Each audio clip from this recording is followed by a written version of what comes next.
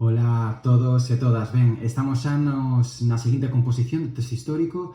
É a composición do texto histórico número 9, xa é a terceira do bloque 7, que corresponde coa cuestión nacional do último terzo do século XIX. En primeiro lugar, o que temos que ter en conta é o contexto no que nos atopamos. Atopámonos de maneira concreta no contexto da consolidación do Estado liberal asociado ao nacemento desa idea de nación que xorde na idade contemporánea. Si que é certo que a hora de concretar o contexto como se nos pide analizar a cuestión nacional a finais no último terzo do século XIX, poderíamos falar de restauración desa nova etapa coa volta de Afonso XII e o establecemento dun novo sistema coñecido como o sistema canovista, ese novo sistema político. Coa Constitución de 1876 consagrouse o establecemento dunha monarquía parlamentaria conservadora e ao mesmo tempo unha concepción territorial centralista que condicionou a traxectoria destes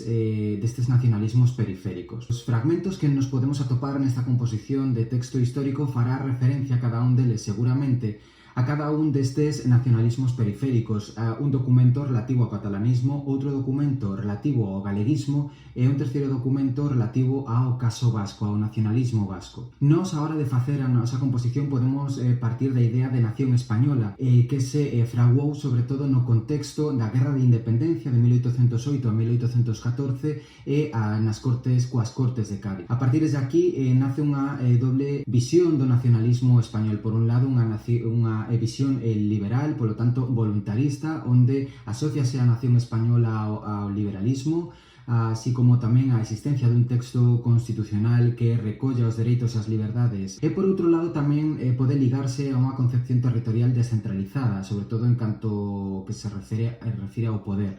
E por outro lado temos unha concepción máis conservadora da nación española, unha visión ligada ás institucións tradicionais españolas como pode ser, por exemplo, a Coroa, ao mesmo tempo unha concepción dunha nación española onde ten un lugar importante, un elemento que unifica dende un punto de vista cultural a España, que é a religión católica, e despois, por outro lado, tamén asociase a unha concepción centralista da organización territorial e a indivisibilidade da patria. Ao longo do século XIX, sobre todo no seu último terzo, foi configurándose unha concepción nacionalista diferente. Referímonos aos nacionalismos periféricos, tanto para o caso de Galicia, de Cataluña e de Euskadi. O nacemento destes movementos nacionalistas periféricos os podemos asociar a diferentes factores que son comuns a todo. Por un lado, o feito de que estamos ante unha realidade cultural e idiomática moi heteroxénea no contexto de España. En segundo lugar, tamén podemos atender ao centralismo do Estado liberal español. Se facemos un percorrido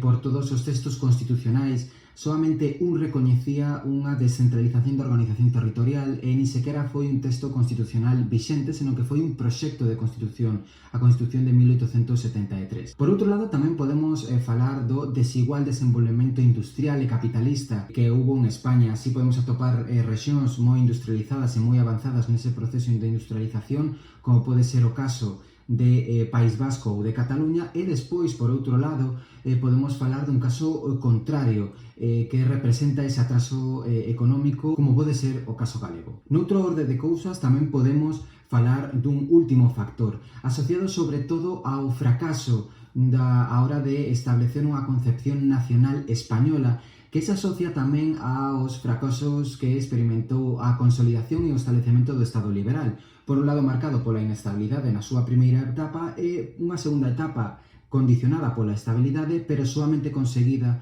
a través do fraude. Neste sentido, podemos falar de dúas etapas na traxectoria destos movementos nacionalistas periféricos. Unha primeira etapa, coñecida como a regionalista. Nesta etapa, concíbese ao territorio como unha unidade territorial e cultural diferenciada e, polo tanto, debería de ser dotada de certa autonomía política. Por outro lado, a segunda etapa, coñecida como a etapa nacionalista, xa concibe a existencia dunha nación e, polo tanto, ao existir unha nación esta nación debería de estar dotada e debería de contar cunha soberanía. A partir de aquí nos podemos falar de tres casos diferentes. Gardan diferenzas entre sí, sobre todo na súa trayectoria, pero ao mesmo tempo hai grandes similitudes, como pode ser entre o caso do galeguismo e o caso do catalanismo. No caso de Cataluña, xa dende os anos 30 do século XX, temos un movimento de recuperación cultural coñecido como a Renaixença, onde hai unha defensa do idioma catalán, así como tamén das súas tradicións culturais. Realmente o regionalismo catalán non dá os seus primeiros pasos ata 1880. Aquí podemos falar de dúas vertentes, unha vertente liberal e unha vertente conservadora. Polo que respecta á vertente liberal, quedou moi ben personificado na figura de Valentí Almiral, que crea o Centre Catalá como principal motor organizativo desta vertente, e terá o seu máximo acontecemento ou expoñente no Memorial des Greuges ou o Memorial dos Agravios, entregado a Afonso XII en 1885. Este podería ser un dos documentos que teríamos que analizar, onde hai dúas ideas que hai que ter en conta. Por un lado, unha defensa do autogoberno en Cataluña, a recuperación de institucións como a Generalitat, entendida como unha representación da vontade de Cataluña, e por outro lado tamén unha defensa da industrialización catalana mediante iniciativas proteccionistas. Por outro lado temos a vertente conservadora, que quedou representada en 1887 con o nacemento da Unión de Cataluña. Aquí xa aparecen personalidades moi representativas do nacionalismo catalán de comezos do século XX.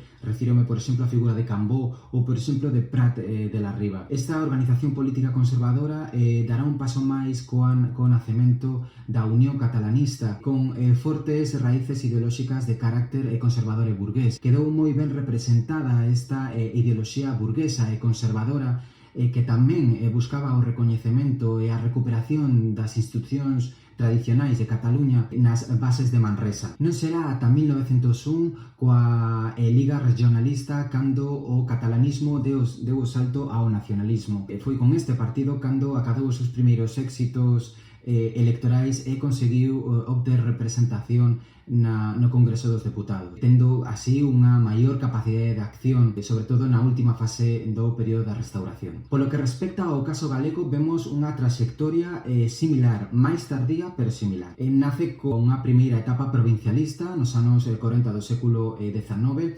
asociado á xeración do 46 e tamén á figura de Antolín Faraldo, onde comeza a concebirse a Galicia como unha rexión diferenciada dende un punto de vista xeográfico e cultural, como unha provincia dentro de España. En segundo lugar, podemos falar dunha etapa xa máis cultural co rexurdimento dos anos 60 do século XIX, onde hai unha defensa da utilización e dignificación do idioma galego, personificado, por exemplo, no caso de Rosalía de Castro. Esta trayectoria cultural dará o salto á política nos anos 80, onde tamén atopamos unha doble vertente, por un lado liberal, coa figura de Manuel Murguía, e por outro lado unha tendencia máis conservadora con Alfredo Brañas, asociando o regionalismo galego e o galeguismo a principios católicos e tradicionalistas da sociedade galega. Ambos os dous casos, no seu discurso galeguista, fai referencia a problemática galega, ao seu atraso económico e a sangría demográfica asociado ao proceso histórico coñecido como a emigración. Neste sentido, eles entenden que a causa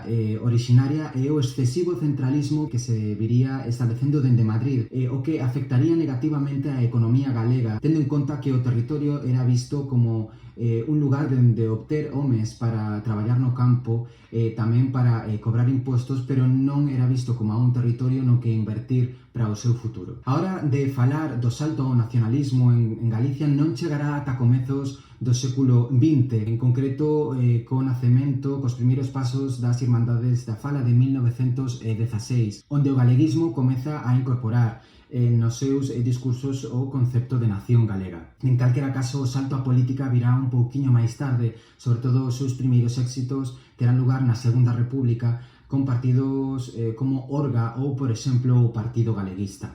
Polo que respecta ao caso vasco é quizáis dos tres o máis diferente e o máis particular. As súas reivindicacións asocianse aos foros vascos e navarros. Foi en 1876 cando o sistema canovista decidiu, en base a ese principio centralista, eliminar os privilexios destas rexións. A reacción foi tal que 2 anos máis tarde Cánovas decidiu aprobar un concerto económico para a rexión vasca e Navarra. En calquera caso, este acontecemento marcou o inicio dun movimento nacionalista e ao mesmo tempo tamén tradicionalista, que quedou moi ben plantexado, ben recollido pola ideoloxía de Sabino Arana, o seu principal representante. Sabino Arana aunou os principios do tradicionalismo, da religión e ao mesmo tempo os principios vinculados á raza vasca. Creou unha primeira organización político-recreativa coñecida como a Euskaldun Batzonkiga, creada en Bilbao. Foi aquí onde comezouse a fraguar esa ideoloxía propia do nacionalismo vasco, concebida en diferentes principios. Por un lado, un principio tradicionalista e social, onde a religión e Deus ocupaba un lugar fundamental. Tamén estaba a idea da raza, dunha raza diferenciada, que quedaba moi ben representada como a símbolo desta diferenciación o idioma vasco. Ao mesmo tempo, tamén como a símbolo temos a ecurriña. Podemos incluir tamén dentro destes principios a concepción dun inimigo común que eran os maquetos, castelás españois que, sobre todo neste último terzo do século XIX, a raíz da industrialización do País Vasco, comezaron a entrar na rexión e a mermar a fala vasca. En 1895 quedará xa fundado o Partido Nacionalista Vasco, o PNV, que será o que terá unha traxectoria histórica e política máis importante, a máis representativa dentro do nacionalismo vasco, colleitando os seus primeiros éxitos no primeiro tercio do século XX. A modo de conclusión, despois dunha breve síntese, podemos facer unha reflexión analítica sobre os nacionalismos periféricos en España, remarcando as súas diferenzas e as súas similitudes e, sobre todo, entendendo a súa traxectoria a partir de comezos do século XX, onde cada vez os partidos nacionalistas, tanto cataláns, vascos como galegos, comezarán a ter unha maior representatividade na política estatal española.